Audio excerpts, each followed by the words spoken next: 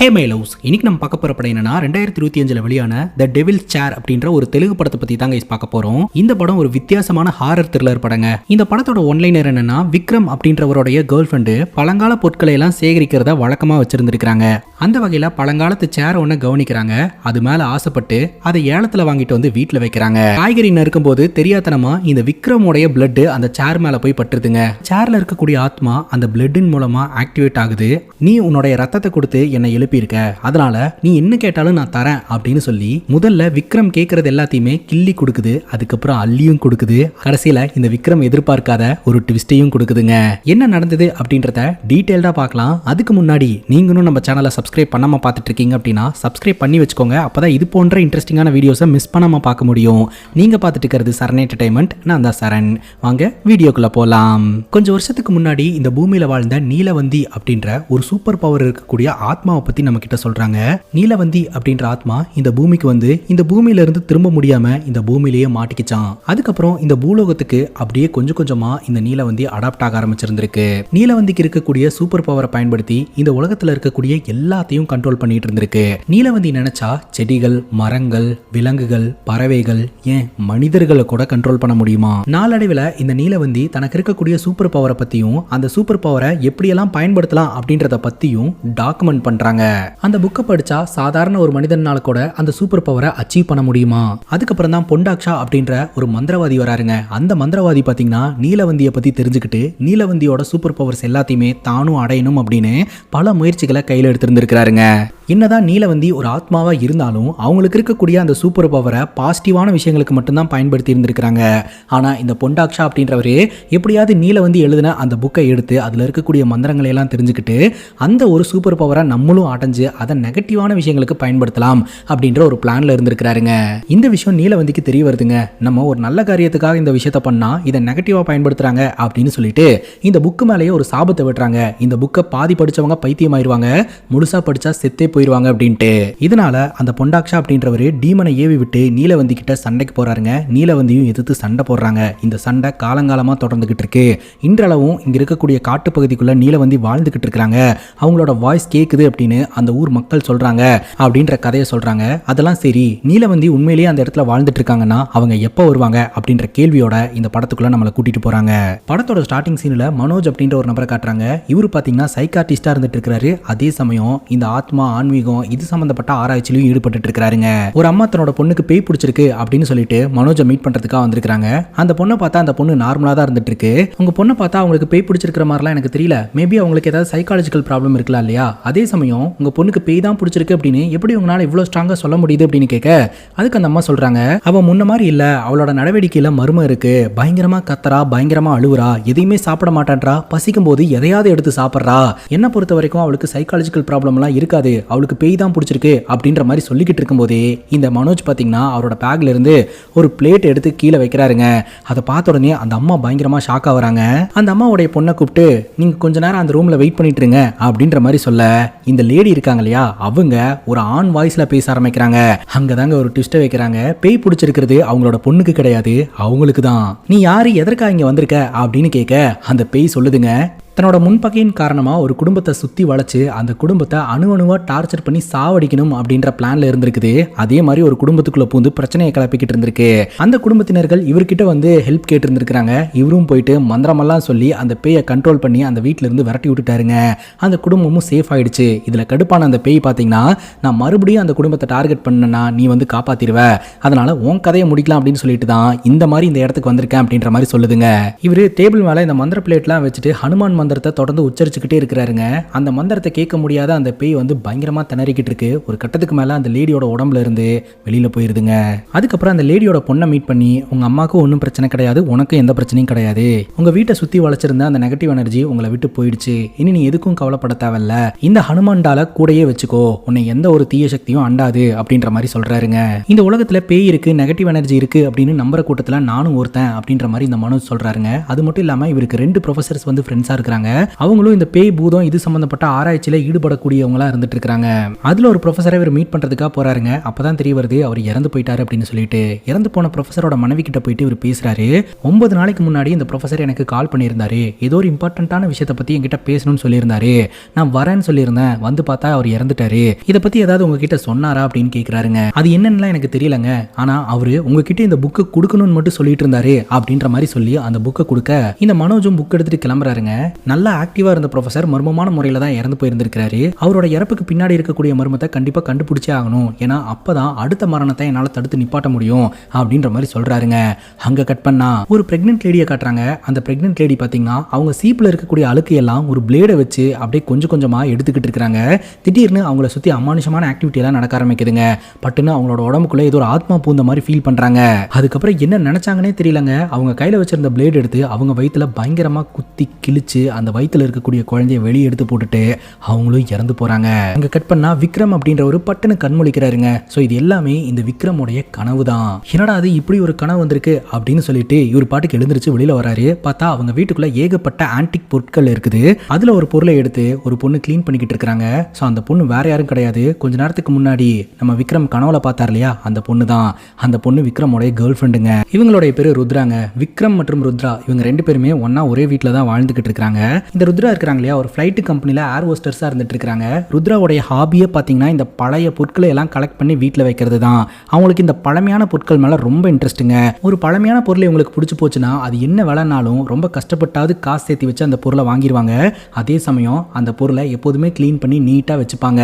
விக்ரம் காலையில் எழுந்திரிச்சு வராரு. என்ன விக்ரம் ஆஃபீஸ்க்கு லேட் ஆகலையா அப்படின்ற மாதிரி கேட்க, இன்னைக்கு எனக்கு லீவு அப்படின்ற மாதிரி சொல்றாரு. சின்ன குழந்தைங்களுக்கு ஸ்கூல்ல லீவ் விட்டுட்டாங்க அப்படின்னா சந்தோஷப்படுவாங்க இல்லையா, அந்த மாதிரி தான் நீ சந்தோஷப்படுற. சரி நீ ரெஸ்ட் எடு அப்படின்னு சொல்லிட்டு நூறு அப்படின்ற ஒரு பொண்ணை இன்ட்ரோ பண்ணி வைக்கிறாங்க. இனிமேல் இந்த பொண்ணு நம்ம வீட்டில் வேலை பார்க்க போறா. ஸோ நம்ம வீட்டில் கிளீன் பண்றது குக் பண்றது எல்லாமே இவ பார்த்துப்பா அப்படின்னு சொல்லிட்டு, சார் இன்னைக்கு வீட்டில் தான் இருக்க போறாரு. ஸோ நீ வீட்டெல்லாம் கிளீன் பண்ணி வச்சுட்டு சாருக்கு சாப்பாடு செஞ்சு கொடுத்துரு. அதே சமயம் இந்த ஆன்டிக் பொருட்களை கிளீன் பண்ணும்போது மட்டும் கொஞ்சம் பார்த்து பத்திரமா பக்குவமா கிளீன் பண்ணு.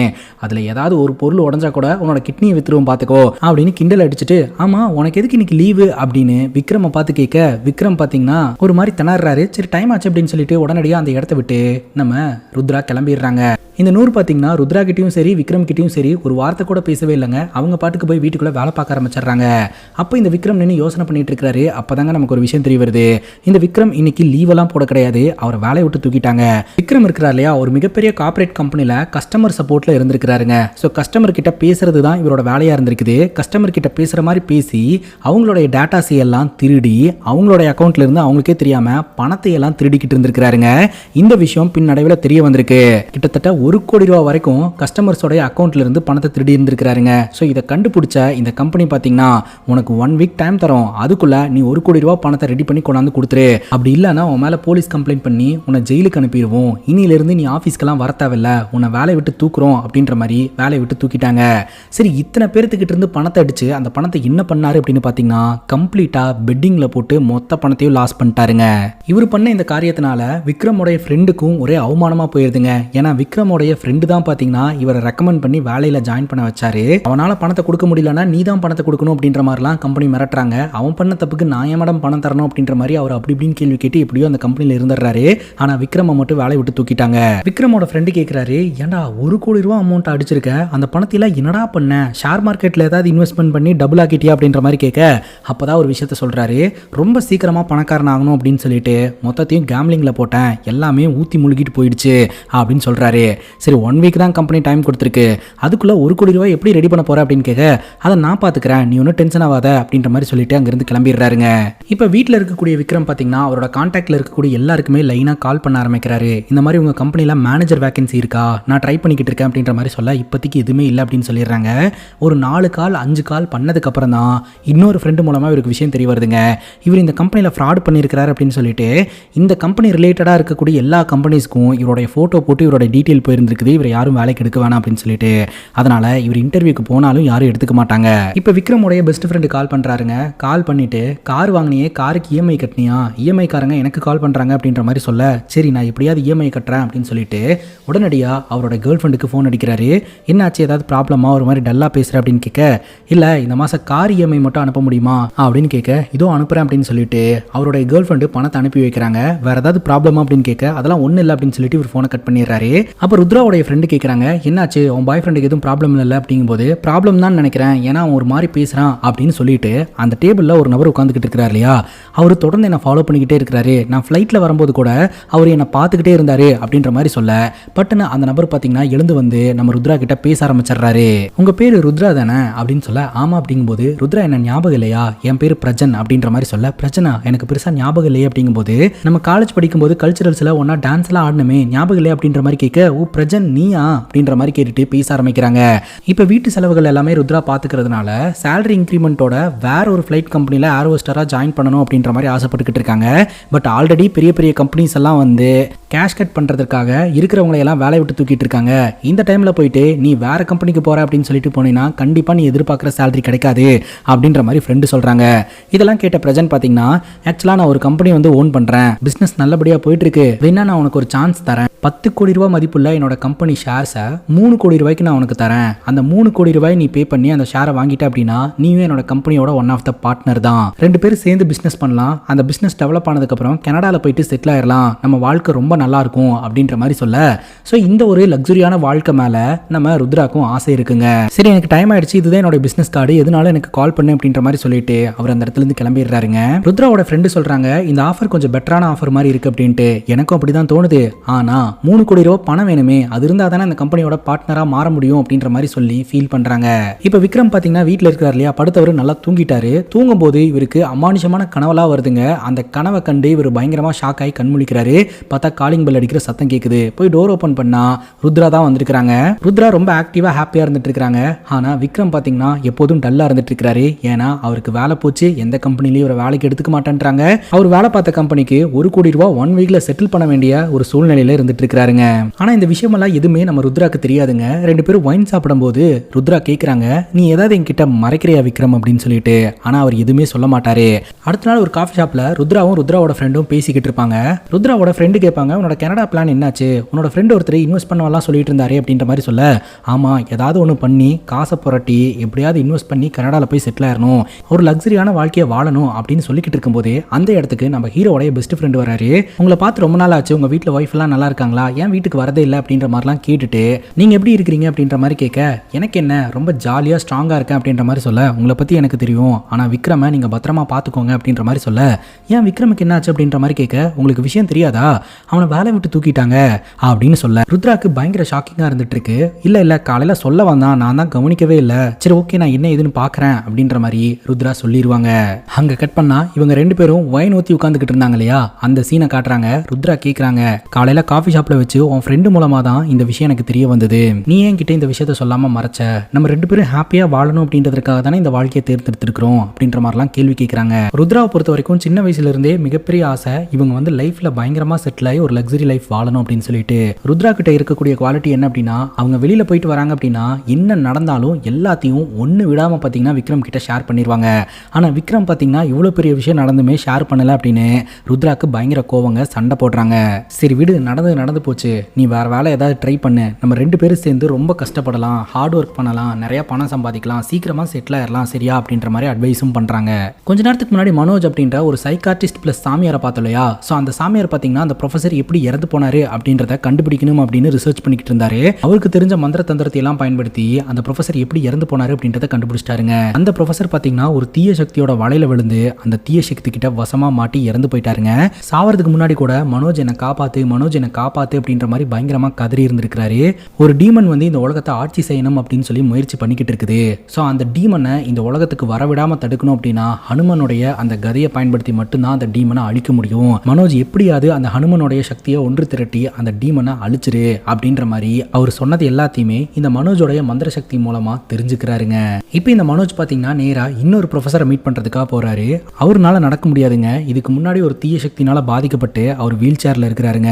இறந்து போன ப்ரொஃபஸர் என்னோட கனவுல வந்தாரு, இந்த விஷயத்தை எல்லாத்தையும் என்கிட்ட ஷேர் பண்ணினாரு அப்படின்னு சொல்ல, இதை கேட்ட அந்த ப்ரொஃபஸர் வந்து எனக்கு தெரிஞ்சு அவன் நம்மள வார்னிங் பண்றான்னு நினைக்கிறேன், கூடி சீக்கிரம் அவன் எதை பத்தி சொல்ல வந்தான் அப்படின்றத நம்ம தெரிஞ்சுக்கிட்டு உடனடியாக அந்த நெகட்டிவ் எனர்ஜியை ஸ்டாப் பண்ணணும். அந்த நெகட்டிவ் எனர்ஜிக்கு யாரோ ஒருத்தர் மீடியமா இருந்தா மட்டும்தான் அந்த நெகட்டிவ் எனர்ஜினால ஃப்ரீடமா செயல்பட முடியும். என்னால இறங்கி எல்லாம் போராட முடியாது, ஏன்னா நானே வீல் சேர்ல உட்காந்துக்கிட்டு இருக்கேன். என்கிட்ட ஒரு லாக்கெட் இருக்கு, அந்த லாக்கெட்டை நான் உங்ககிட்ட கொடுக்குறேன். ஸோ அது எப்போதுமே நீ உன் கூடயே வச்சுக்கோ. அந்த தீய சக்திக்கு மீடியமா செயல்பட்டு இருக்கிறவர்கிட்ட ஆட்டோமேட்டிக்கா இதுவே கூட்டிட்டு போகும் அப்படின்ற மாதிரி சொல்ல இவரும் சரின்னு கேட்டுட்டு அந்த லாக்கெட்டை வாங்கிக்கிறாருங்க. இப்போ விக்ரம் மற்றும் ருத்ராவை காட்டுறாங்க. ருத்ராக்கு பாத்தீங்கன்னா சேலரி வந்திருக்கு. அந்த சேலரியில ஒரு அமௌண்ட்டை வந்து கட் பண்ணிட்டாங்க. இவங்க ஏதோ ஆஃபீஸில் லோன் எடுத்துருந்துருக்காங்க போல. ஸோ அதை பார்த்தீங்கன்னா ஆட்டோமேட்டிக்காக இவங்க கிட்ட கேட்காமே டைரக்ட் பண்ணிட்டாங்க. அதை எப்படி எடுக்கலாம் அப்படின்ற மாதிரிலாம் இவங்க கேள்வி கேட்டுட்டு இருக்காங்க. ஆல்ரெடி எனக்கு எதிர்பார்க்குற சம்பளமே வரது கிடையாது, கம்மியாக தான் வந்துட்டு இருக்கு, இப்படி சொல்லாம கொள்ளாமல் டைரக்ட் பண்ணிட்டா என்ன அர்த்தம் அப்படின்னு கேள்வி கேட்க அந்த கம்பெனி வந்து இஷ்டம் இருந்தால் வேலை செய்யுங்க, இல்லாட்டி போங்க அப்படின்ற மாதிரி தான் நம்ம ருத்ராவை ட்ரீட் பண்ணுறாங்க. ஃபோன் கட்டான உடனே விக்ரம் எனக்கு கொஞ்சம் பண தேவை இருக்குது அப்படின்ற மாதிரி கேட்க என்கிட்டலாம் பணம் கிடையாது அப்படின்னு சொல்லிட்டு பயங்கரமாக விக்ரமை திட்டி விட்டுறாங்க. அந்த நேரம் பார்த்து காலிங் பெல் அடிக்கிற சவுண்டு கேட்குது. பார்த்தா ஒரு 2 பேர் சேரை தூக்கிட்டு வந்திருக்காங்க. ஸோ நீங்கள் இந்த ஒரு சேரை வந்து ஏலத்தில் புக் பண்ணியிருந்தீங்களா மேடம், அந்த ஏலத்தில் நீங்கள் மட்டும்தான் பார்ட்டிசிபேட் பண்ணியிருந்தீங்க, அதனால் உங்களுக்கே இந்த சேரை கொண்டு வந்துட்டோம். ஸோ இந்த சேரோடைய விலை 1 லட்ச ரூபாய் அப்படின்னு சொல்ல நான் ஆன்லைன் டிரான்சாக்ஷன் பண்ணுறேன் அப்படின்னு சொல்லிட்டு அப்போவே பேமெண்ட் பண்ணி அவங்கள அமுச்சு வைக்க இதை பார்த்து விக்ரம் பயங்கர டென்ஷன் ஆயிடுறாரு. என்னோட செலவுக்கு பணம் வேணும் அப்படின்னு கேட்டால் பணம் தர மாட்டேன்ற, ஆனால் இந்த ஒரு பழைய சேருக்கு 1 லட்ச ரூபாயை உடனே டிரான்ஸ்ஃபர் பண்ணுற அப்படின்ற மாதிரி சொல்ல ருத்ரா சொல்கிறாங்க இது என்னுடைய ஹாபி, இதில் தான் எனக்கு சின்ன சின்ன சந்தோஷம் கிடைக்குது, நீ இதையெல்லாம் வந்து காரணம் காட்டிக்கிட்டு இருக்காத அப்படின்ற மாதிரி சொல்ல கரெக்டாக 100 அந்த இடத்துக்கு வராங்க. 100 கிட்ட இதெல்லாம் கொஞ்சம் க்ளீன் பண்ணி வச்சிருங்க அப்படின்ற மாதிரி சொல்லிட்டு ருத்ரா கிளம்பிடுறாங்க. விக்ரமுக்கு அந்த சேரை பார்க்கும்போதெல்லாம் செம்ம காண்டாகுது. இந்த பழைய சேருக்கு இருக்கக்கூடிய மதிப்பு கூட நமக்கு இந்த வீட்டில் இல்லை அப்படின்னு சொல்லிட்டு கடுப்பாய் போய் உட்காந்துடுறாரு. இந்த 100 பார்த்தீங்கன்னா அந்த வீட்டை க்ளீன் பண்ணும்போது டேபிள் மேலே இருக்கக்கூடிய பழைய பொருள் மேலே கை வைக்கிறாங்க. கை வச்ச அடுத்த செகண்டு இந்த 100 ரியாக்ஷன் அப்படியே சேஞ்ச் ஆக ஆரம்பிக்குதுங்க. யாரோ ஒருத்தங்க மந்திரமெல்லாம் சொல்ற மாதிரி தெரியுதுங்க. இந்த 100 அந்த பொட்டி மேலே கையை வச்சுக்கிட்டு அப்படியே அங்கே இருக்கக்கூடிய அந்த சேரை பார்த்து முறைக்கிறாங்க. பட்டுன்னு இந்த விக்ரம் பார்த்தீங்கன்னா காஃபி வேணும் அப்படின்னு கேட்குறாரு. 100 நார்மல் ஆயிடுறாங்க. அதுக்கப்புறம் காஃபி எடுத்துட்டு வரதுக்காக உள்ள போயிடுறாங்க. இந்த 100 விக்ரம் கிட்ட காஃபி கொண்டாந்து கொடுத்துட்டு நம்மளோட அவசரம் தான் இன்னொருத்தருடைய பலம், நம்மளுடைய அவசரத்தை அவங்க பயன்படுத்திப்பாங்க, அதனால அவங்க கிட்ட இருந்து தூரமா இருக்கிறது நமக்கு நல்லது, அவங்க கிட்ட இருந்து கொஞ்சம் தூரமா இருந்தாலே பிரச்சனைக்கான சொல்யூஷன்ஸ் கிடைக்கும் அப்படின்ற மாதிரி அந்த சேரை பார்த்தே இந்த 100 சொல்றாங்க. விக்ரமுக்கு ஒண்ணுமே புரியல, ஏன் இந்த பொண்ணு இப்படி பேசுது அப்படின்ட்டு. இன்னைக்கு என்னோட வேலை முடிஞ்சிருச்சு, நான் கிளம்புறேன் அப்படின்னு சொல்லிட்டு இந்த 100 அந்த இடத்துல இருந்து கிளம்பிடுறாங்க. இப்போ கரெக்டா இந்த விக்ரமோடைய ஃப்ரெண்டு கால் பண்ணி உனக்கு அறிவு இருக்கா இல்லையாடா, இன்னும் 6 நாள் தான் டைம் இருக்கு, அதுக்குள்ள நீ அந்த பேமெண்ட்டை கம்பெனிக்கு செட்டில் பண்ணி ஆகணும் அப்படின்ற மாதிரி சொல்ல உனக்கு அறிவு இருக்கா இல்லையாடா, எதுக்குடா இந்த விஷயத்தை எல்லாம் ருத்ரா கிட்ட சொன்ன அப்படிங்கும்போது நீ ஆல்ரெடி ருத்ரா கிட்ட சொல்லியிருப்பான்னு நினைச்சுதான் நான் சொன்னேன், சரி விடு இப்போ என்னதான் பண்ணலான்னு இருக்கிற அப்படின்னு கேட்க எனக்கு ரொம்ப பசிக்குது, ஆம்லெட் ஒன்று போட்டு சாப்பிடலான்னு இருக்கிறேன் அப்படின்னு சொல்லிட்டு இந்த விக்ரம் எகத்தாளமா போனை கட் பண்ணிடுறாருங்க. ஆம்லெட் சாப்பிட்றதுக்காக வெங்காயம் எடுத்துட்டு வராருங்க. வெங்காயத்தை கட் பண்ணும்போது தெரியாதனமா கத்தி அவரோட விரல்ல லைட்டா பட்டுருது. அப்போ ஒரு உதறாரு. அந்த ரத்தம் பார்த்தீங்கன்னா அந்த சேர் மேலே போய் படுதுங்க. அந்த சேர் மேலே போய் பட்ட உடனே அந்த சேர்ல இருக்கக்கூடிய ஆத்மா ஆக்டிவேட் ஆகுது. அந்த சேர்ல ஒரு மர்ம உருவம் உட்காந்துக்கிட்டு இருக்குது. அதை பார்த்து இந்த விக்ரம் பயங்கர ஷாக் ஆயிடுறாரு. யார் நீ எப்படி வீட்டுக்குள்ள வந்த அப்படின்ற மாதிரி கேள்வி கேட்கிறாரு. அப்போ இந்த உருவம் சொல்லுது, உன்னுடைய ரத்தம் இந்த சேர்ல பட்டதுனால தான் நான் இந்த இடத்துக்கு வந்தேன், நீ தான் என்னை எழுப்பியிருக்க, ஸோ உனக்கு என்ன உதவி வேணுமோ அதை நான் செய்யறதுக்கு தயாரா இருக்கிறேன் அப்படின்ற மாதிரி சொல்லிட்டு கொஞ்சம் பணத்தை அங்கே தூவி விட்டுட்டு பட்டுன்னு அது மறைஞ்சு போயிருதுங்க. இங்கே என்னடா நடக்குது அப்படின்னு சொல்லிட்டு இந்த விக்ரம் பயங்கர ஷாக் ஆயிடுறாரு. எண்ட் ஆஃப் தி டே அந்த பணத்தை பார்த்த உடனே அவருக்கு அவ்வளோ சந்தோஷம். பணத்தை எடுத்துட்டு நேராக அவரோட ஃப்ரெண்டை மீட் பண்ணுறதுக்காக போறாரு. அந்த பணத்தில் சரக்கு வாங்கி அடிக்கிறாருங்க. வீட்டுக்கு வந்துட்டு மறுபடியும் அந்த சேர்கிட்ட நீ வா உங்ககிட்ட கொஞ்சம் பேசணும் அப்படின்ற மாதிரி திரும்ப திரும்ப சொல்லிக்கிட்டு இருக்கிறாரு. ஆனால் இவர் என்ன சொன்னாலும் அந்த சேர்ல எந்த ஒரு ஆக்டிவிட்டியுமே நடக்கவே இல்லைங்க. அப்போதான் இவர் நல்லா யோசனை பண்ணி பார்க்குறாரு. உன்னோட ரத்தம் இந்த சேர்ல பட்டதுக்கு அப்புறம் தான் நான் ஆக்டிவேட் ஆனேன் அப்படின்னு அந்த ஆன்மா சொல்லியிருக்கும் இல்லையா. உடனடியாக மறுபடியும் இவர் ரத்தத்தை விட்டுறாருங்க. பட்டுன்னு அந்த இடத்துல உருவம் தெரியுது.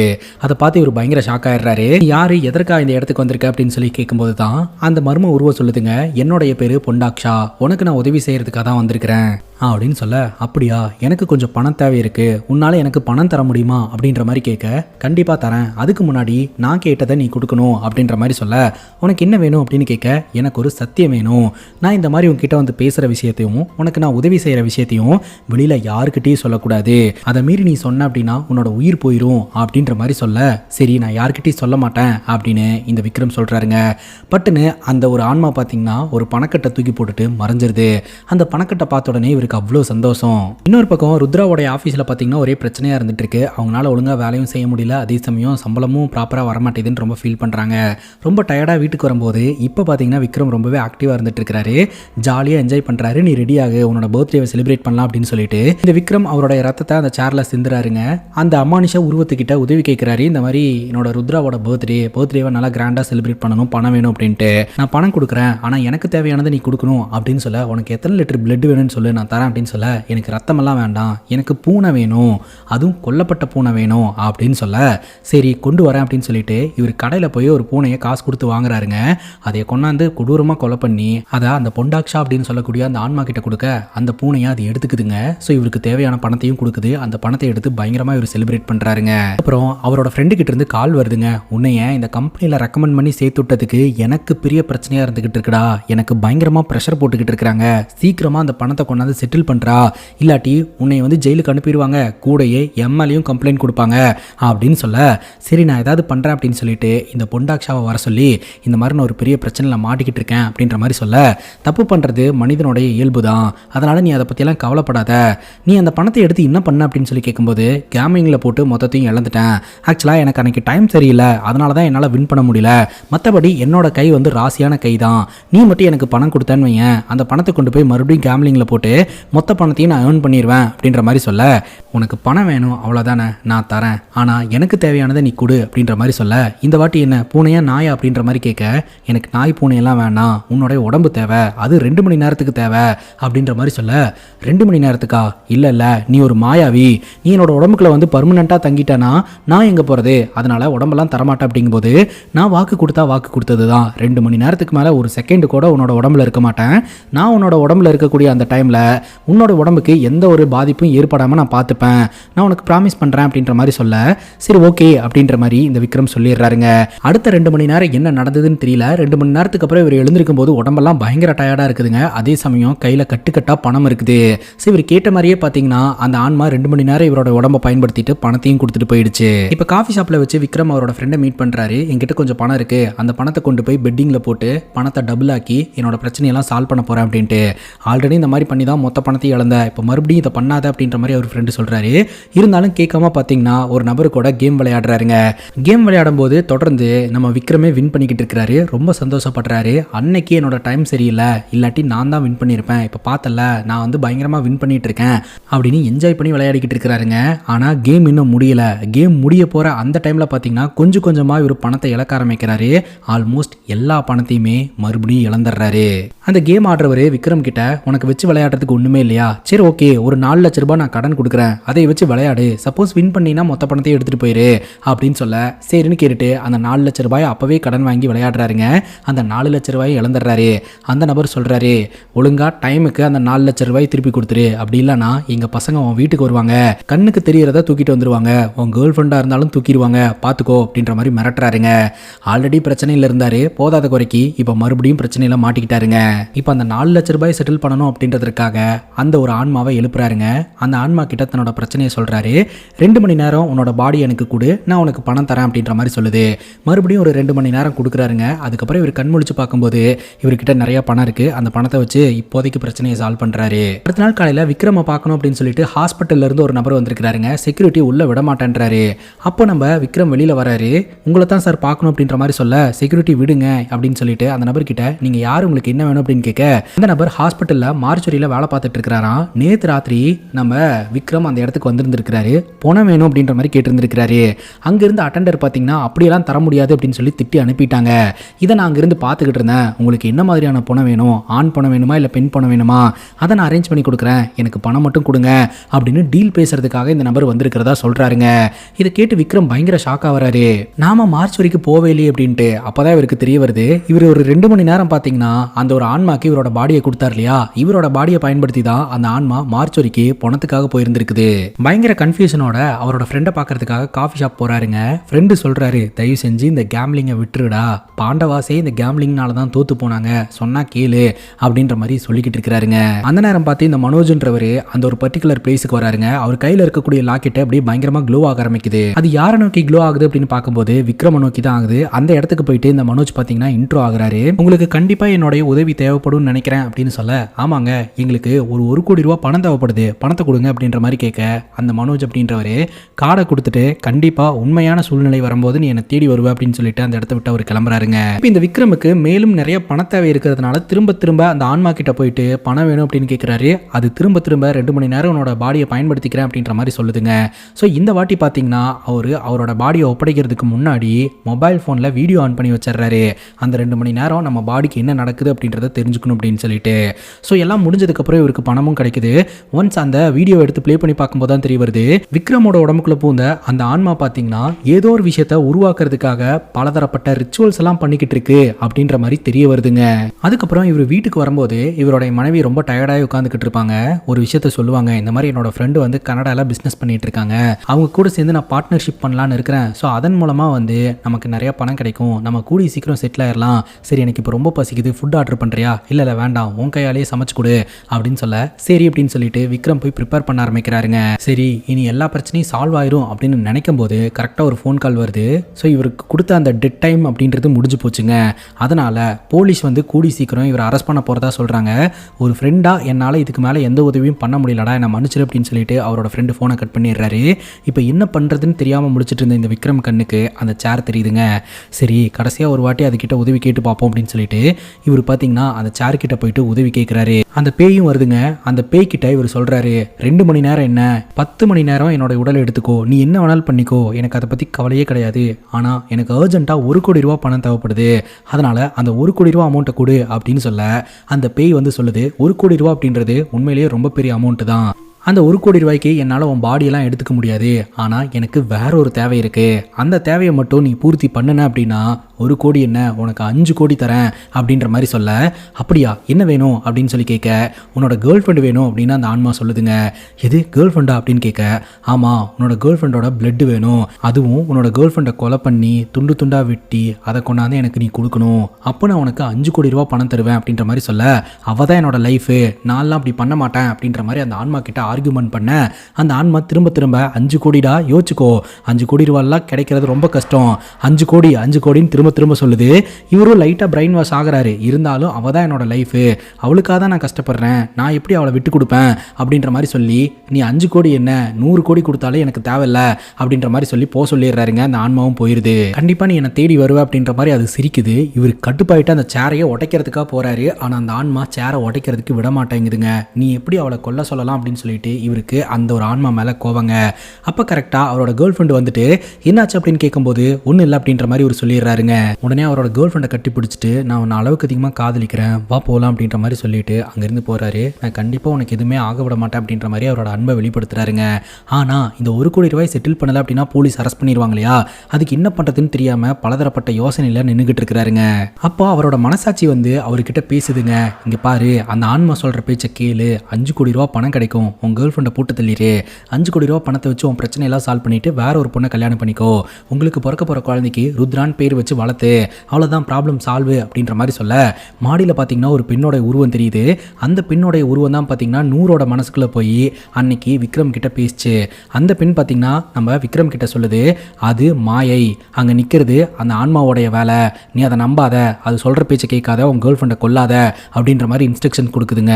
அதுக்கப்புறம் இவர் என்ன நினச்சாருனே தெரியலங்க, ஒரு சுற்றி எடுத்துகிட்டு வந்து அவரோட கேர்ள் ஃப்ரெண்டை போட்டு அடின்னு அடிச்சு அந்த ஆன்மாக்கு ப்ரெசென்ட் பண்ணுறாரு. டக்குன்னு பார்த்தா இது எல்லாமே கனவுங்க. அந்த இடத்துக்கு இவரோட கேர்ள் ஃப்ரெண்டு வந்துட்டு, ஆக்சுவலாக அந்த கனடா ஃப்ரெண்டை மீட் பண்ணுறதுக்காக போகிறேன், நீ ரெஸ்டடு அப்படின்ற மாதிரி சொல்லிட்டு அவங்க அந்த இடத்துலேருந்து கிளம்பிடுறாங்க. அந்த கனடா ஃப்ரெண்டை மீட் பண்ணும்போது அந்த கனடா ஃப்ரெண்டு பார்த்தீங்கன்னா மறுபடியும் ருத்ராக்கு பலதரப்பட்ட ஆசைகளை வளர்த்து விட்றாருங்க. கனடா மட்டும் போயிட்டோம்னா நம்ம லைஃபே சேஞ்ச் ஆயிரும், வேற லெவலில் ஒரு வாழ்க்கையை வாழ்வோம் அப்படின்ற மாதிரி சொல்ல, மேலும் இந்த ருத்ராக்கு நம்ம கனடா போகணும், செட்டில் ஆகணும் அப்படின்ற ஆசை வருது. இப்போ இந்த விக்ரம் பார்த்தீங்கன்னா மனோஜ் அப்படின்றவருக்கு ஃபோன் அடிச்சு வீட்டுக்கு வர சொல்கிறாருங்க. நீங்கள் அன்றைக்கி காஃபி ஷாப்பில் வந்து உங்களோட உதவி எனக்கு கண்டிப்பாக தேவைப்படும் அப்படின்னு நம்பர் கொடுத்துட்டு போனீங்க இல்லையா, அதனால் உங்களுக்கு கால் பண்ணேன் அப்படின்னு சொல்லி விஷயத்தெல்லாம் எக்ஸ்பிளைன் பண்ணுறாருங்க. அவர் வீட்டுக்கு வந்துட்டு இந்த வீட்டில் இருக்கக்கூடிய நெகட்டிவ் எனர்ஜியை அடித்து உடைக்கணும்னா நமக்கு அளவுக்கு அதிகமான பாசிட்டிவ் எனர்ஜி தேவைப்படுது. ஃபர்ஸ்ட் ஆஃப் ஆல் இங்கே என்ன பிரச்சனை அப்படின்றத கண்டுபிடிக்கணும், அதுக்கு ஒரு மீடியம் தேவைப்படுது அப்படின்னு சொல்லிட்டு இருக்கும்போதே நூறு அந்த வழியாக வருவாங்க. அம்மா இங்கே வாமா, இந்த சேர் மேலே மட்டும் நீ கையை வை அப்படின்ற மாதிரி சொல்ல, இந்த நூறு பார்த்தீங்கன்னா அந்த சேர் மேலே கை வச்ச உடனே அவங்க பயங்கரமாக பேச ஆரம்பிக்கிறாங்க. அந்த சேர் மூலமாக பார்த்தீங்கன்னா நிறைய பேர் இறந்து போயிருந்துருக்காங்க. இந்த மனோஜோடைய ஃப்ரெண்ட் ஒரு ப்ரொஃபஸர் பார்த்தீங்கன்னா மர்மமான முறையில் இறந்து போனார் இல்லையா, அவரும் பார்த்தீங்கன்னா இந்த சேர்னால தான் இறந்து போயிருந்துருக்காரு. இந்த ஆன்மா பார்த்தீங்கன்னா மனிதர்களுக்கு பயங்கரமாக ஆசையை வளர்த்து அதை கொடுத்து கடைசியில் அந்த ஒரு மனிதன் மூலமாகவே வந்து ஆண் மக்கள் உலகத்தை ஓப்பன் பண்ணி விட்டு இந்த உலகத்தையே ஆன்மா கண்ட்ரோலில் எடுத்துக்கலாம் அப்படின்னு சொல்லி முயற்சி பண்ணிக்கிட்டு இருந்திருக்குதுங்க. ஆவி பேய் பூதம் இதை பற்றின ரிசர்ச்சில் ஈடுபட்டு இருந்த இந்த ப்ரொஃபஸரும் இதில் மாட்டினார் இல்லையா, அவர் சாவறதுக்கு முன்னாடி ஹனுமானோடைய அந்த கதையை பேய் இருக்கு இல்லையா, அதோடைய பவரை பயன்படுத்தி இந்த ஒரு சேரை நம்மளால டிஸ்ட்ராய் பண்ண முடியும், இந்த பேயை கண்ட்ரோல் பண்ண முடியும் அப்படின்ற மாதிரி சொல்லியிருந்திருப்பாரு. பட்டுன்னு இந்த 100 பேயா மாதிரி நீ என்னை வந்து அழிச்சிருவியா, என்னை அழிச்சு இந்த உலகத்தை காப்பாற்றி இவனையும் காப்பாற்ற போறியா, அது நடக்கவே நடக்காது, நான் வந்து ஈவில் பவரோடைய கடவுள் அப்படின்ற மாதிரி அது சொல்லிட்டு போயிருதுங்க. இந்த மனோஜ் சொல்றாரு, இது சாதாரண சேர்லாம் கிடையாது, ரொம்ப நெகட்டிவ் எனர்ஜி கொண்ட சேரு, அவர்கிட்ட இருக்கக்கூடிய மந்திர அருவாளை வச்சு அந்த சேரை உடைக்கிறதுக்காக ஓங்குறாருங்க. கரெக்டாக அந்த இடத்துக்கு நம்ம ருத்ரா வந்துடுறாங்க. என்ன பண்ணிட்டு இருக்கீங்க அப்படின்ற மாதிரி கேட்க உடனே இந்த விக்ரம் சொல்றாரு, நம்ம வீட்டில் பேய் இருக்கு, நெகட்டிவ் எனர்ஜி இருக்கு, ஸோ அதை சால்வ் பண்ணுறதுக்காக இவர் வந்திருக்கிறாரு அப்படின்ட்டு. நீ படித்தவன் தானே, இதெல்லாம் நம்புறையா அப்படின்ற மாதிரி சொல்லி பயங்கரமாக திட்டி விட்டுறாங்க. ஸோ அந்த ஒரு சூழ்நிலையில் அந்த சேரை அவங்களால உடைக்க முடியாமல் போயிடுது. அதே சமயம் அந்த மனோஜ் சொல்கிறாரு, ஸோ இந்த சேரை ஈஸியாலாம் நம்மளால் அழிச்சிட முடியாது, ஹனுமானோடைய கதை நமக்கு தேவைப்படுது, சில பல விஷயங்கள் பண்ண வேண்டியது இருக்குது, அது எல்லாத்தையும் நான் பார்த்துக்கிறேன் அப்படின்ற மாதிரி சொல்லிட்டு அங்கேருந்து கிளம்புறாருங்க. இந்த ருத்ரா பயங்கர டென்ஷன் ஆகிட்டாங்க இல்லையா, அப்போ விக்ரம் சொல்கிறாரு, நூறு நீ ஆரம்பத்திலேருந்து எல்லாத்தையும் பார்த்துட்டு தானே இருக்கிற, இந்த வீட்டில் என்ன நடக்குது அப்படின்றத அவங்க கிட்ட சொல்லு அப்படின்ற மாதிரி சொல்ல, இது 100 சொல்லுவாளா, 100 பேசவே முடியாது அப்படின்ற மாதிரி சொல்ல விக்ரமுக்கு தூக்கி வாரி போட்டுருது. என்னது 100 பேசவே முடியாதா அப்படின்ட்டு. இந்த ருத்ரா பழங்காலத்து பொருட்கள்லாம் வீட்டில் வாங்கி வைக்கிறாங்க இல்லையா, அதில் ஒரு பெட்டியில் பார்த்தீங்கன்னா நல்ல ஆத்மா இருந்திருக்குது, அந்த ஆத்மா மூலமாக தான் 100 பேசி இருந்திருக்கிறாங்க. இப்போ இந்த மனோஜ் அப்படின்றவரும் அப்புறம் ப்ரொஃபஸர் அப்படின்ற ஒரு நபரை பார்த்து இல்லையா, அவங்க 2 பேரும் சேர்ந்து பார்த்தீங்கன்னா பூஜையெல்லாம் பண்ணுறாங்க இந்த ஒரு ஆன்மாவை அழிக்கிறதுக்காக. அப்போ இந்த பேய் பார்த்தீங்கன்னா இவங்களை பயங்கரமாக டைவர்ட் பண்ண ஆரம்பிக்குது. பட் அதையெல்லாம் பெருசாக கண்டுக்காம இந்த மனோஜ் பார்த்தீங்கன்னா தொடர்ந்து முன்னோக்கி பயணம் பண்ணிக்கிட்டே இருக்கிறாரு. மந்திரிக்கப்பட்ட ஹனுமான் கதையை எடுத்துட்டு இவர் ரோட்ல நடந்து போயிட்டு இருக்கும்போது இவர் சுற்றி அமானுஷமான சத்தமெல்லாம் கேட்க ஆரம்பிக்குதுங்க. அப்போ திடீர்னு யாரோ ஒருத்தவங்க வந்து இவர் அட்டாக் பண்ணுறாங்க. பார்த்தா இவர் ஹாஸ்பிட்டலில் கண்முழிக்கிறாருங்க. கிட்டத்தட்ட 2 நாளாக இவர் கோமால இருந்ததா சொல்கிறாங்க. டிவி நியூஸில் பார்த்தீங்கன்னா இந்த விக்ரம் அப்படின்றவர் அவருக்கு ஏகப்பட்ட கடன் இருந்ததுனால அந்த கடனை கட்ட முடியாமல் சூசைட் பண்ணி வீட்டில் இறந்து போயிட்டாரு அப்படின்ற மாதிரி நியூஸ் வந்துகிட்டு இருக்கு. என்னடா நடக்குதுங்க அப்படின்னு சொல்லிட்டு இவர் பயங்கர ஷாக் ஆயிடுறாருங்க. நேராக இந்த விக்ரமோட வீட்டுக்கு போறாருங்க.